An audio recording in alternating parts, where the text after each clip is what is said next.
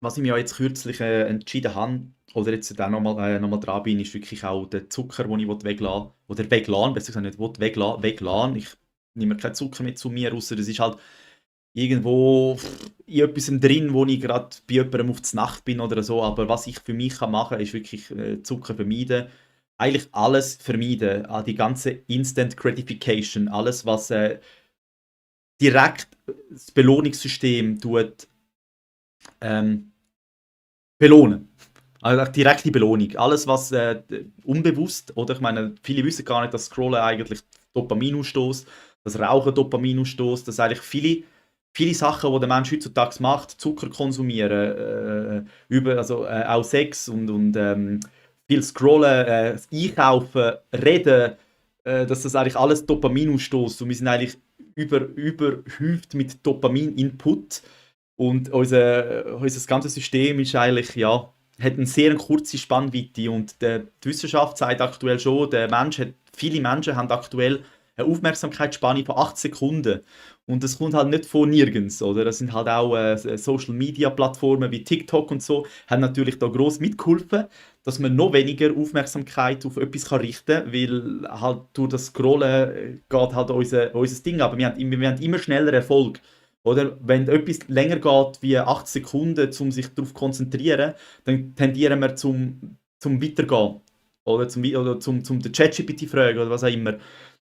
Und ich merke, dass je weniger, dass man so eben Instant Gratification in seinem Leben hat, oder? Wenn man Scrollen nicht macht, wenn man nicht Alkohol trinkt, wenn man keine Zigaretten raucht, wenn man ja, all die Sachen, die Dopamin ausstoßen, halt wirklich meidet, dann ist man viel klarer im Kopf, weil man ist nicht mehr gesteuert von Impulsen, die kommen, wo du einfach musst nachgeben. Oder? Wenn der Heißhunger kickt und du musst dich richtig zwingen, zum kein Schoki essen. Aber ja, wir schauen morgen oder heute ist schon okay, oder findet man seine Ausreden. Und wenn das einfach nicht mehr aufpoppt, wenn die ganze Zeit nicht mehr die Stimme, die süchtig ist, in einem innen redet, dann hat man viel mehr Kraft, um sich auf seine Ziele zu richten. Und es ist wirklich der Fokus auf sein Ziel oder auf seine Wünsche, wo einem näher dorthin bringen.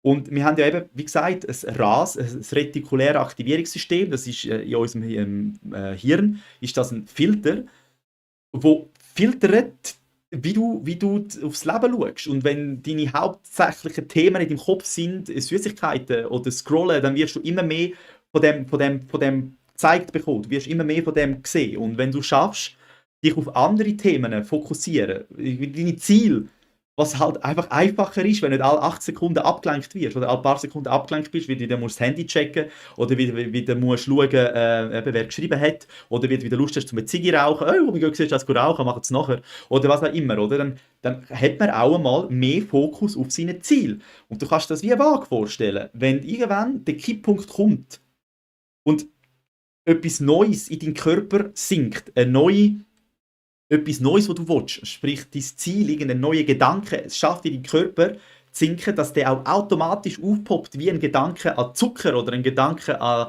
ich könnte ja wieder mal ein bisschen TikTok oder was haben meine Kollegen jetzt geschrieben. Zum Beispiel ein Gedanke kommt so, oh, wie cool ist das in dieser Zukunft, in meinem Schaukelstuhl, den ich wird haben. Und wenn man das schafft, die Waage zu kippen, dann wird viel mehr automatisch aus dir raus einfach Ideen kommen für dein Ziel.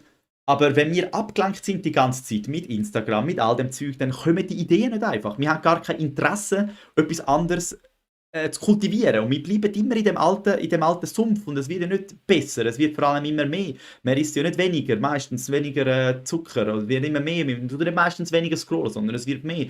Es wird alles immer mehr und es wird eigentlich immer schwieriger. Und das habe ich lange ausgeholt. Darum bin ich jetzt wirklich wieder bei null Koffein, null Alkohol, null nichts. Einfach, wirklich, einfach. Und ich merke, es geht mir besser denn je. Und es ist das Interessante, als ich das angefangen habe, ich so dachte, ja Fabio, jetzt verbietest du alles. Und habe das auch schon gehört, so, ja, musst du nicht alles verbieten, kannst du dir ja mal gönnen. Aber ganz ehrlich, ich verbiete mir gar nichts, ich hole mir meine Macht zurück. Ich kläre meinen Geist, ich höre auf, dass ich da überhaupt Lust auf den Scheiß habe. Oder in meinen Augen mittlerweile, das ist Müll, den ich mir da die ganze Zeit zugetan habe. Nicht, dass es ist halt einfach so gewesen, aber ich will das jetzt nicht mehr. Ich habe eine Entscheidung getroffen und das das gibt mir einfach so viel auch gerade Freude, dass ich merke, hey, es geht mir einfach viel besser. Es geht mir wirklich besser, oder? In meinem Geist kann sich viel besser konzentrieren. Ich kann anhocken, mal meditieren. Ich bin nicht schon bei den nächsten Gedanken, nicht schon wieder, wer schreibt, sondern ich kann auch mal einfach 20 Minuten etwas auf die Seite tun. Ich kann einfach mal 20 Minuten Ruhe, weil ich nicht schon wieder Lust auf eine Ziege habe. Ich habe 20 Minuten Ruhe, weil ich nicht schon wieder das Gefühl habe, ich brauche jetzt einen nächsten Tee. Einfach weil ich nicht all die Abläufe, die sonst mich ablenken können, einfach eliminiert habe. Und nicht bei mir ist es halt nicht mit ein bisschen weniger, sondern einfach nicht. Weil dann kommen die Gedanken irgendwann einfach nicht mehr. Ich ersticke die einfach nicht mehr im Keim, sondern ich ersticke sie. Ich nehme ihre Nahrung weg. Ich nehme ihre die ganze Energie weg. Ich entziehe die Energie, oder? Indem, dass ich jedes Mal nachgebe und wieder scrolle und so, füttere ich das wieder mit Energie. Und dort, wo du die Energie drauf verwendest, das wird mehr in deinem Leben.